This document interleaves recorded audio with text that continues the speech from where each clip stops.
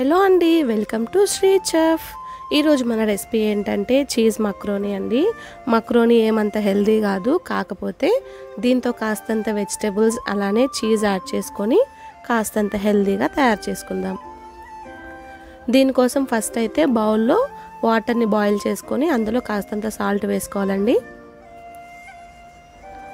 ఇప్పుడు ఇందులో మక్రోనీని వేసుకొని మక్రోనీని కాస్త ఉడకపెట్టుకుందాం.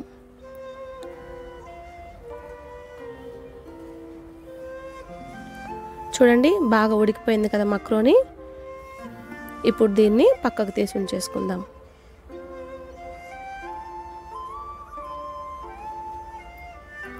ఇప్పుడు మరో కడాయిలో 1 టేబుల్ స్పూన్ ఆయిల్ వేసుకొని హీట్ చేసుకుందాం.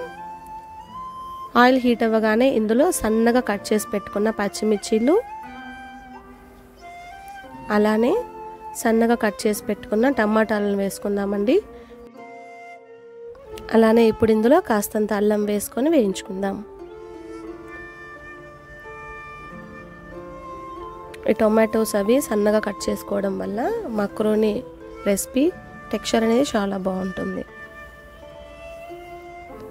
అలానే ఇప్పుడు ఇందులో కాస్తంత సాల్ట్ వేసుకుందామండి. ఆల్రెడీ ఇందాక వేసుకున్నాం కాబట్టి మరీ ఎక్కువ వేసుకోకూడదు, ఒక 1/2 టేబుల్ స్పూన్ కన్నా తక్కువ వేసుకోవాలి. ఇప్పుడు ఇందులో ఒక 1 బౌల్ అంతా స్వీట్ కార్న్ అలానే సన్నగా కట్ చేసి పెట్టుకున్న క్యారెట్ని ఒక 1 బౌల్ వేసుకొని వేయించుకుందాం.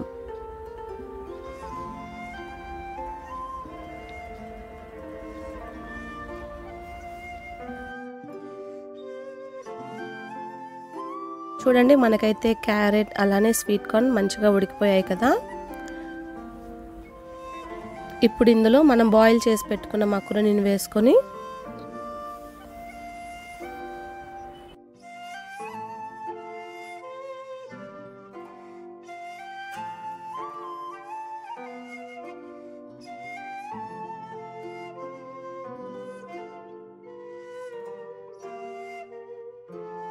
మంచిగా కలిపేసుకుందాం.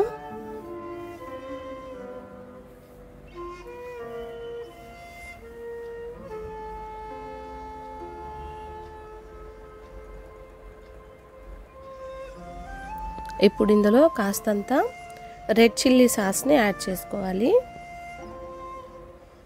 అంటే కొంచెం స్పైసీగా ఘాటుగా ఉండడం కోసం, ఫ్లేవర్ మంచిగా ఉండడం కోసం రెడ్ చిల్లీ సాస్ని వేసుకొని మంచిగా వేయించుకొని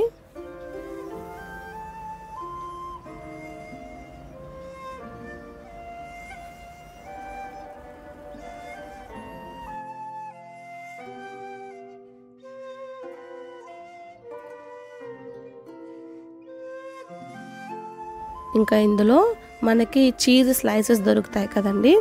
సో అలాంటివి ఒక 2 స్లైసెస్ని వేసుకొని కాస్త కరిగిన తర్వాత మనం దీన్ని మిక్స్ చేసుకోవాలి.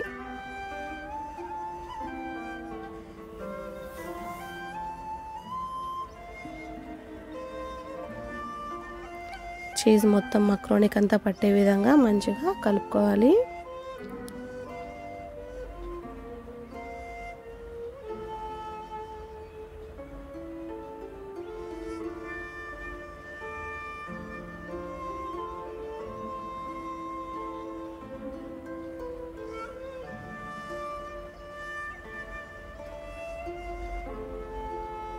మరి ఇప్పుడు ఇందులో ఫైనల్గా కాస్తంత కొత్తిమీరతో గార్నిష్ చేసేసుకుందాం. అంతేనండి, ఎంతో టేస్టీ అయిన చీజ్ మక్రోనీ అయితే రెడీ అయిపోయింది.